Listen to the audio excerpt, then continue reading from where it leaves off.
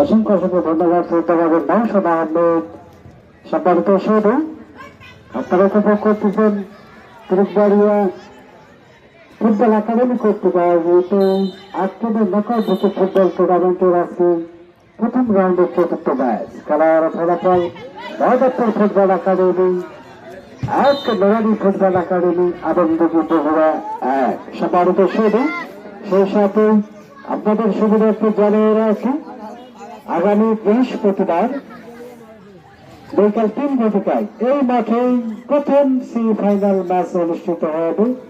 উক্ত সেমিফাইনালে যে দুটি শক্তিশালী দল অংশগ্রহণ করবেন হরিয়ান ফুটবল একাডেমি রাজশাহী এবং হরিয়ান ফুটবল একাডেমি রাজশাহী দলে থাকবেন 5 জন ন্যাশনাল টিমের খেলোয়াড় এবং কেন্দ্র ক্লাব সাঁতার নওগাঁ দলে থাকবেন সালে, সাব্বির, রকি, জস, এছাড়াও নাইজেরিয়ান ফরওয়ার্ড আব্দুল্লাহ। আপনারা অবশ্যই আসবেন, একটি হাই ভোল্টেজ ম্যাচ অনুষ্ঠিত হবে। আমরা উপভোগ করতেছি তৃতীয় অধ্যায়ের খেলা রান কিন্তু 1-1 শেষ পর্যায়ে কিন্তু এরা কিন্তু গৌরবময় অনুষ্ঠিত খেলা যে ধনী কার পক্ষে যাবে যা সময় বলে দিবে। কিন্তু এই মুহূর্তে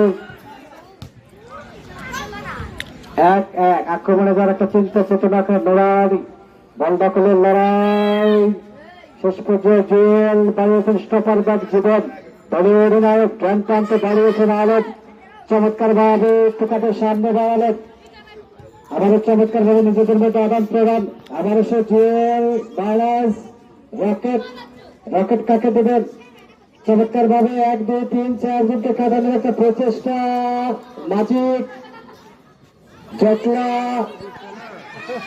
এখন থেকে